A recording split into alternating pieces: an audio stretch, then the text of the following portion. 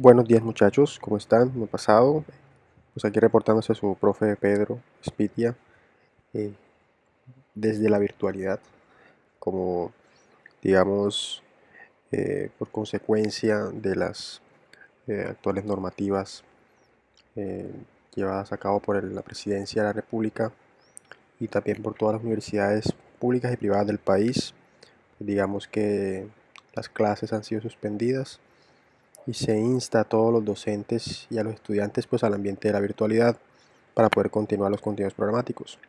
Nuestro curso premédico no es la excepción, entonces como directriz de los superiores se ha decidido para este curso, para acabar este curso premédico de química y para los restantes que siguen, mientras se supera la contingencia actual y como medida preventiva para evitar contagios y demás, es el ambiente de la virtualidad. Entonces he decidido traerles a ustedes la última parte del curso de bioquímica de forma virtual. Eso no nos va a impedir seguir trabajando y esperemos entonces pues que todos ustedes aprovechen esta parte de este curso. De todas maneras, con mucho gusto que les traigo los últimos temas de nuestro curso que tiene que ver con el estudio de lo que son las biomoléculas, particularmente proteínas y ácidos nucleicos, que son básicamente las últimas temáticas que vamos a tratar en este último capítulo de curso introductorio de bioquímica. Pues cualquier duda o inquietud, pues está en los medios virtuales apropiados, el correo electrónico, mi correo personal pues está abierto a su disposición para cualquier inquietud o duda que tengan. También vamos a trabajar un pequeño taller acá, yo les daré las indicaciones por correo y demás. Pero por ahora entonces comencemos. Siguiente grupo de macromoléculas que vamos a discutir, este capítulo constituyen las proteínas, ¿cierto? Como tal, las proteínas son una serie de biomoléculas bastante importantes, una gran cantidad de funciones que poseen, y como tal, tienen como constituyente principal a los aminoácidos, como se observa. Entonces, esas proteínas son macromoléculas que están constituidas por unidades lineales de aminoácidos. ¿Listo? Entonces, el aminoácido básicamente es la estructura monomérica que constituye a ese polímero, en este caso esta molécula compleja que es la proteína. Son las más variadas de todas las macromoléculas conocidas, tienen una infinidad de funciones. Cada célula puede contener miles de diferentes proteínas con innumerable cantidad de funciones. Esas funciones podemos agruparlas en este recuadro, como observamos, en componentes, por ejemplo, estructurales, como es el caso del colágeno, son funciones completamente estructurales, funciones de transporte, es el caso de la hemoglobina, por ejemplo, que transporta oxígeno, función de defensa celular, como es el caso de los anticuerpos, una función muy importante a nivel de mecanismos biológicos y que de hecho la bioquímica estudia mucho, que es el caso del mecanismo enzimático como función catalítica en muchas reacciones orgánicas para, digamos, incrementar la eficiencia de cualquier reacción metabólica. Y por último, transmisión de información, tal es el caso de algunas hormonas que son pequeñas cadenas polipeptídicas. Pues este recuadro enmarca gran cantidad de esas funciones, cada una de ellas posee, para que vean la gran cantidad de funciones, obviamente gran cantidad de proteínas que podrían existir en el organismo. Ahora, la estructura de una proteína se basa principalmente en la repetición de esta unidad repetitiva, valga la redundancia, que es un aminoácido. La repetición de esta unidad única o monomérica repetitiva es, digamos, la que está detrás de las propiedades básicas de una proteína. Un aminoácido es básicamente un compuesto que constituye o, digamos, un grupo bifuncional que tiene un grupo, en este caso, carboxilo, que es el ácido carboxílico, y un grupo amino, que es un grupo con nitrógeno. Ahora, particularmente hablando, hay un átomo de carbono central, que se llama carbono alfa, que se encuentra entre estos dos grupos orgánicos. ¿Bien? Entonces, ese carbono se llama carbono alfa, digamos que tiene la particularidad de que siempre se encuentra, o es, digamos, el primer átomo de carbono que se encuentra principalmente en el grupo ácido carboxílico. Y como pueden observar, es aquel que define, por así decirlo, la digamos, la presencia de estos dos grupos. Este es un átomo de carbono bastante importante porque como vimos en el capítulo de carbohidratos, él define lo que son propiedades ópticas. Recuerden que si alrededor de este átomo de carbono se enlazan de forma tetravalente 4 sustituyentes diferentes, hablamos de que ese átomo de carbono sería ópticamente activo. Ahora, no solamente estos dos grupos, el grupo ácido y el grupo amino, se enlazan a ese carbono alfa, sino también un átomo solitario de hidrógeno y digamos, un grupo denominado cadena lateral, que es un grupo que de hecho determina las propiedades de una proteína y su función. ¿Por qué? Porque la cadena lateral puede tener varias propiedades químicas, ya sea propiedades ácidas, básicas, hidrofílicas o hidrofóbicas. Y esas propiedades están muy relacionadas con las propiedades de una proteína. Cada aminoácido es una unidad orgánica de carbono, hidrógeno, oxígeno y nitrógeno, pero observen la disposición de los grupos funcionales. Pero particularmente este grupo cadena lateral puede ser variable, una cadena carbonada, un grupo polar, etc. Define las propiedades específicas de cualquier proteína, es decir, que toda proteína es una secuencia de estas unidades de amino, carbono alfa y carboxilo, pero la única que varía en todas ellas es la cadena lateral, por ende es la que define las propiedades de todas las proteínas. Ahora, los aminoácidos, específicamente existen unos aminoácidos repetitivos característicos de todas las proteínas de los organismos vivos. Y esos aminoácidos se denominan aminoácidos estándar. Y hay un total de 20 aminoácidos estándar. Entonces vamos a hablar ahorita de cuáles son esos aminoácidos estándar y qué funciones poseen. ¿Listo?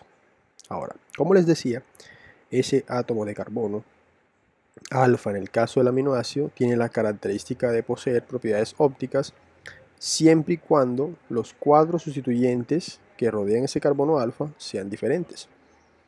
Todos esos 20 aminoácidos estándar que les había comentado, vamos a ver ahorita más adelantico, digamos, tienen esa posibilidad. Y de hecho, el grupo que garantiza la isomería óptica de los compuestos es el grupo amino.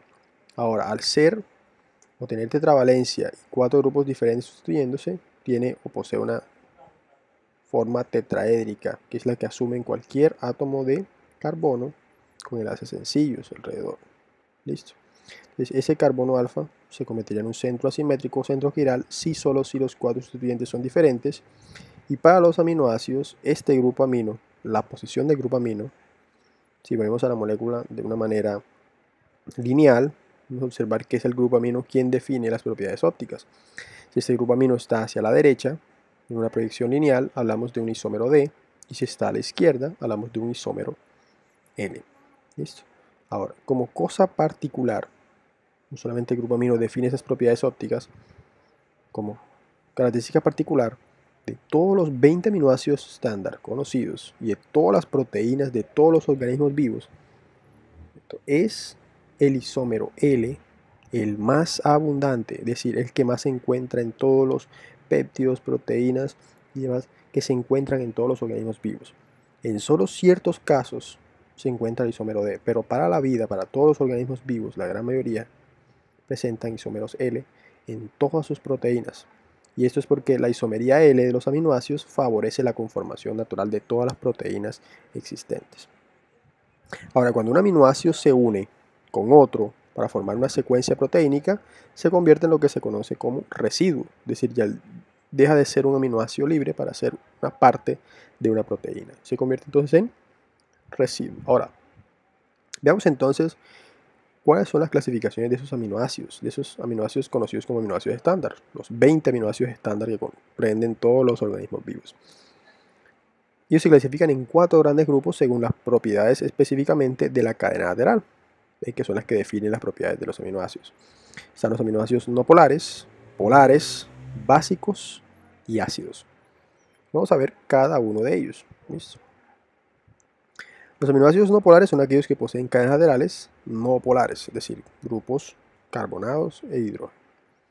Aquellos que son polares son aquellos que tienen grupos polares, átomos electronegativos o con carga. Los básicos son aminoácidos polares, pero que a la vez poseen carga positiva, y los ácidos son aquellos que son polares, pero también tienen carga negativa. Vamos a ver cada uno de ellos. Pero antes de avanzar en ello tenemos que definir básicamente que la polaridad se define principalmente por el hecho de que tengan, o más bien, grupos electronegativos, en el caso de los polares, como es el caso por ejemplo de este que es la cisteína, que tiene un átomo de azufre que estoy señalando con el láser, que sería un átomo electronegativo y por ende le daría polaridad a ese grupo o a esa cadena lateral, mientras que los no polares son aquellos que poseen grupos hidrocarbonados o cadenas quíricas, alifáticas o cíclicas, como sea, pero siempre cadenas hidrocarbonadas. Vean que aquí no existe ningún átomo electronegativo, por ende esa cadena lateral sería no polar. Ahora, la presencia o ausencia de carga define si es polar o no. Pero si tiene carga negativa la cadena lateral, un pH cercano al fisiológico, entonces hablamos de un ácido, en este caso un aminoácido ácido, mientras que si posee carga positiva en su estructura en la cadena lateral, se habla de un aminoácido básico, por ende también polar. Veamos los ejemplos particulares. Comenzamos entonces con los no polares. Veamos cuáles son. Tenemos, por ejemplo, aquí en rosado se encuentran las cadenas laterales de cada uno de los 20 aminoácidos. Vean, por ejemplo, el más pequeñito, el más simple de todos es la glicina, que como pueden observar, la cadena lateral es un átomo de hidrógeno. ¿Listo? Obsérvense que para el caso de la glicina, como hay 4 sustituyentes y 2 de ellos son hidrógenos, entonces la glicina deja de ser un aminoácido ópticamente activo y por ende es el único aminoácido de los 20 estándar que no es quiral. Otra cosa particular que puedo mostrarles en esta diapositiva es de que los aminoácidos tienen dos denominaciones, una denominación en 3 letras o una pequeña sílaba y una denominación en una letra mayúscula. Ambas denominaciones son la misma para poder enunciar al aminoácido. Para el caso de la glicina, por ejemplo, GLI o GLY sería la denominación de 3 letras o silábica y la G también simboliza lo mismo. Esto se utiliza en el caso de análisis de secuenciación para saber cuál es la secuencia de aminoácidos de una proteína. Y básicamente cada reporte de secuenciación muestra una secuencia de todas estas letras unidas, ya sea de estas sílabas o de estas letras, que es lo que más se utiliza. El siguiente aminoácido importante a nivel no polar es la alanina, por ejemplo. Miren, observen la cadena lateral, que es un grupo metilo, CH3. Prolina, otro aminoácido bastante importante, se encuentra en los acodamientos de proteínas y es una proteína que genera cierto grado de giro a la proteína como tal. Obsérvense que la cadena lateral está fusionada con el grupo amino y produce este intermediario cíclico, ¿cierto? Y de ahí básicamente, como pueden observar, que este compuesto es bastante rígido, o sea, es un aminoácido bastante rígido en movimiento. La valina, observen la valina como la cadena lateral es una serie de grupos propilos en una forma de B, se pueden observar aquí. Este grupo se llama grupo isopropílico, pero está en una isomería ramificada. La fenilalanina es un aminoácido conocido como aminoácido esencial, es decir, que no es sintetizado por nuestro cuerpo, sino que se requiere de la dieta. Este tiene un grupo metilén, que es el CH2, y un anillo bencénico. De hecho, este aminoácido, la fenilalanina, es uno de los aminoácidos aromáticos, tal, por poseer anillos aromáticos. La leucina también es un aminoácido no polar. Obsérvense que tiene un grupo metilén y un grupo isopropil, ¿cierto? Muy parecido a la valina, en el extremo superior como tal. Y tenemos a su primo, la isoleucina, también de 4 átomos de carbono, pero vean la disposición en L de los átomos de carbono. Un grupo de los grupos metilos está hacia el lado contrario de un átomo de carbono, produciendo una L. Otro aminoácido no polar es la metionina. Observen los dos grupos metilén, CH2CH2, pero el átomo de azufre, que a pesar de ser electronegativo, está unido a un grupo metil y por ende, miren que la mayor cantidad de la cadena es no polar. Por ende, este aminoácido se considera no polar. Otro de los aminoácidos no polares muy importantes es el triptófano, aminoácido esencial, y aquí podemos notar un doble núcleo aromático de 5 y de 6 fusionado, que se conoce como núcleo indol. Es típico de este aminoácido triptófano, es un grupo carbonado con un extremo nitrógeno. Entonces esta fusión de anillos se llama indol, y de hecho el triptófano también es aromático por tener dos núcleos aromáticos fusionados. Entre los aminoácidos polares tenemos a todos aquellos que poseen en su cadena lateral un átomo electronegativo, puede ser el oxígeno, puede ser el azufre. En el caso del oxígeno tenemos a la serina y a la treonina. Observen la presencia del grupo hidroxilo con oxígeno total. Y la tirosina, que también es aromático, es de hecho sintetizado a partir de la fenilalanina. Vean, el grupo metil-NCH2, el grupo aromático bencénico y el grupo H, que lo diferencia como polar, ¿cierto? Otro es la cisteína, muy importante a nivel de las proteínas porque genera los llamados puentes disulfuro.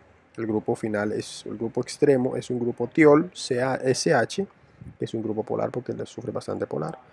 Y tenemos dos grupos o aminoácidos con cadenas laterales con grupos amida. Aquí está carbono doble enlace oxígeno y NH2.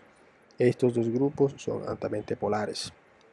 De la asparagina y de la glutamina, que se diferencia solamente en la longitud de la cadena carbonada, que tiene un extremo metil-NCH2 de más. Aminoácidos básicos, aquellos que poseen carga positiva en su cadena lateral. Aquí también no se muestra, pero este grupo que está acá de la histidina es un grupo bastante particular química, que digamos que también posee la característica presencia de grupos nitrogenados, y esto enlace es bastante resonante, ¿cierto? Es un núcleo muy similar al núcleo indol del triptófano, también tiene esa característica. En el caso de la arginina, este residuo de acá, estos átomos de nitrógeno se encuentran acá y un positivo, eso indica de que el doble enlace tiende a moverse por resonancia, lo que le confiere una gran estabilidad a esta molécula. Y también la arginina es un aminoácido básico debido a que tiene una carga positiva total a un pH cercano al fisiológico. Este residuo se llama residuo guanidino, que es este que se encuentra acá. Estos átomos han funcionado bastante estable por resonancia. Y en el caso de la lisina también se encuentra un grupo positivo debido a que este grupo amino se encuentra con 3 protones. Cosa que digamos que para el caso del nitrógeno hace perder este par electrónico libre que tiene nitrógeno y por ende queda con déficit de carga. Para el caso de los ácidos tenemos a dos particulares que son el aspartato y el glutamato. Ambos, la única diferencia que poseen es la presencia de una cadena más larga en el caso del glutamato con dos grupos metilén, y son aminoácidos ácidos debido a que el grupo o la cadena lateral posee un grupo carboxilato que ha disociado su protón y por ende queda con solamente una carga negativa. Al tener carga negativa, inmediatamente se convierten en aminoácidos ácidos. Cuando ya los aminoácidos comienzan a unirse unos con otros, lo hacen a través de un enlace llamado enlace peptídico, que es el enlace que permite la obtención de proteínas. Entonces, cada uno de estos aminoácidos, observen, se ha unido a otro por ese tipo de enlace. Ahora, cuando una secuencia polipeptídica se forma, ¿cierto? Siempre existe un extremo, en este caso una parte de la cadena, que es un extremo carboxil terminal y un extremo amino terminal, porque la unión entre los dos aminoácidos siempre se da por un aminoácido por el grupo ácido y el siguiente aminoácido por el grupo amino. Entonces esta unión forma el llamado enlace peptídico. Entonces, debido a eso, siempre una secuencia polipeptídica cualquiera comienza desde un extremo carboxilo terminal y el grupo amino del último. ¿Listo? Debido a esa secuencia. Entonces todas las secuencias polipeptídicas tendrán esa característica. Ahora, como les decía, el enlace peptídico se forma principalmente entre el grupo ácido de un aminoácido 1 y el grupo amino de un aminoácido 2. Esa unión forma una condensación. Este enlace que está acá es el enlace peptídico, es un enlace bastante estable y permite la unión de dos aminoácidos. Es un enlace del tipo amida, carbono doble enlace oxígeno, nitrógeno, y también es un enlace bastante estable porque el doble enlace del oxígeno tiende a moverse al nitrógeno debido a que el nitrógeno también es un átomo electronegativo. Ahora, en la unión del grupo ácido y el grupo amino se libera una molécula de agua. Observen que en rojo están mostrados los, digamos, los dos grupos funcionales que se fusionan y forman agua, el grupo hidroxilo y el grupo protónico. Al hacerlo sale como agua y queda el enlace peptídico. En pocas palabras, la condensación de estos dos aminoácidos que forman el enlace peptídico es una reacción de deshidratación, que es la que forma finalmente el enlace. En esta animación se muestra, por ejemplo, cómo el aminoácido alanina y el aminoácido serina, por medio de esa deshidratación y esa condensación posterior, forman el llamado enlace peptídico. Otro enlace particular muy importante a nivel de proteínas es el puente disulfuro o enlace disulfuro, que se da entre dos, digamos, aminoácidos o residuos aminoácidos de cisteína. Cuando se forma, los dos residuos de cisteína interaccionan con sus dos grupos sulfidrilos o SH o grupos tiol, y eso produce un enlace disulfuro azufre-azufre. Ese enlace se llama cistina o puente cistina, también llamado enlace disulfuro debido a la presencia de dos átomos de azufre. Es un enlace de tipo covalente, donde hay básicamente es el enlace producido por una oxidación espontánea de estos dos, y como es un enlace bastante fuerte y covalente, es un enlace muy estable, y por ende este enlace se forma cuando las proteínas tienden a estabilizarse, es decir, es un enlace que permite la estabilización y la forma específica o nativa de una proteína. Por ejemplo, para el caso de la insulina, que son dos cadenas polipeptídicas pequeñas, el puente disulfuro estabiliza la molécula. Hay dos tipos de puentes disulfuro para la insulina. Está el puente disulfuro intercatenario, es decir, entre dos cadenas polipeptídicas, y un puente disulfuro intracatenario, que es en la misma cadena polipeptídica. Este pequeño puente disulfuro intracatenario es el más importante porque sin él no se puede, digamos, tener una insulina completa. La insulina que no posee este puente disulfuro que estoy mostrando es una insulina defectuosa. Bien, cuando hablamos de proteínas y secuencias polipeptídicas, obviamente hablamos de unos niveles jerárquicos. Y hay 4 grandes niveles jerárquicos en la estructura de proteínas. Está la estructura primaria, la estructura secundaria, la estructura terciaria y la estructura cuaternaria. Entonces voy a hablar brevemente de todas ellas, ya para ir concluyendo esta parte de proteínas.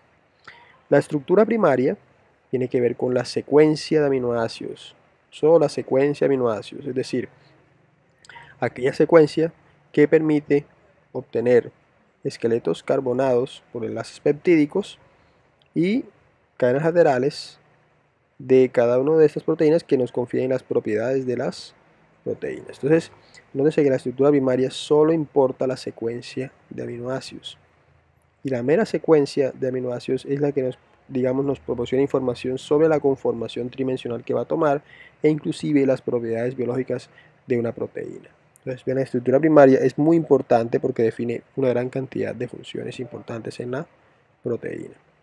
El siguiente tipo de estructura es la estructura secundaria, que constituye en el ordenamiento regular de esos aminoácidos en una región localizada dentro de ese polipéptido. Hay dos tipos de estructuras secundarias importantes, todas ellas mantenidas por el enlace llamado puente de hidrógeno, que es una interacción no covalente. Está la hélice alfa, que digamos es un ordenamiento en tipo helicoidal en la cadena polipeptídica, y se produce cuando los grupos carbonilo del enlace peptídico interaccionan con los grupos amino del mismo enlace peptídico, pero de un aminoácido ubicado a 4 residuos. Eso genera entonces una conformación helicoidal. Entonces esa cadena polipeptídica comienza a plegarse sobre sí misma y formar una hélice. La hoja beta es otro tipo de conformación o estructura secundaria que se produce cuando la conformación de la cadena es más extendida. Eso genera que los grupos cadenas laterales estén mucho más separados unos de otros, a diferencia de la hélice alfa, donde la conformación es mucho más pequeña. Y en esa hoja beta se producen interacciones puente de hidrógeno, pero entre cadenas, ya sea entre la misma, pero cadenas contiguas o en cadenas diferentes. Ese puente de hidrógeno puede ser de dos tipos. Si la cadena tiene el mismo sentido de elongación, es decir, va en el sentido, un sentido así y este mismo sentido en ese sentido igual, se habla de hélices beta paralelas. Pero cuando los sentidos de elongación de las proteínas van un sentido NC y un sentido contrario NC sentido, hablamos de antiparalelas. La estructura terciaria nos habla básicamente de el plegamiento espontáneo que sufre toda la secuencia polipeptídica, es decir, toda la proteína. Es el movimiento, o más bien el plegamiento normal que tiene toda esa cadena polipeptídica. Eso se da por interacciones no covalentes entre las cadenas laterales de aminoácidos, pero también interacciones como es el caso del puente de hidrógeno. La formación o los desplegamientos espontáneos en ciertas partes del espacio generan lo que se conoce como dominios de la proteína. Es decir, un ordenamiento particular específico de la proteína genera en una cierta región de esta un dominio, y ese dominio es importante para su función. ¿Listo? En esta pequeña animación muestro lo que está ocurriendo. Interacciones no covalentes, como es el caso del puente de hidrógeno, permiten que esa secuencia polipeptídica de la proteína comience a obtener un doblamiento y una estructura nativa propia. Ven que también el puente disulfuro ayuda a esa razón. Entonces, eso permite que las proteínas mantengan una cierta forma estructural. Y por último, la estructura cuaternaria se da cuando varias subunidades o varias cadenas polipeptídicas interaccionan unas con otras para formar proteínas mucho más complejas. Tal es el caso de la hemoglobina, que constituye la unión de varias subunidades alfa y beta, subunidades alfa iguales 2 y dos subunidades beta iguales, que interaccionan cada una de ellas. Ustedes ven que son 4 subunidades, 2 del grupo alfa, 2 del grupo beta, que interaccionan entre ellas. La unión de las 4 subunidades forma a la hemoglobina. La interacción que se da entre cada una de estas secuencias polipeptídicas diferentes es una interacción enteramente no covalente y produce una proteína de mayor conformación estructural y mucha mayor complejidad, pero no deja de ser una proteína con sus propias funciones específicas. Bien, muchachos, con eso pues terminamos el capítulo de repaso de proteínas y próximamente comenzaremos con el capítulo de ácidos nucleicos para terminar. Muchas gracias.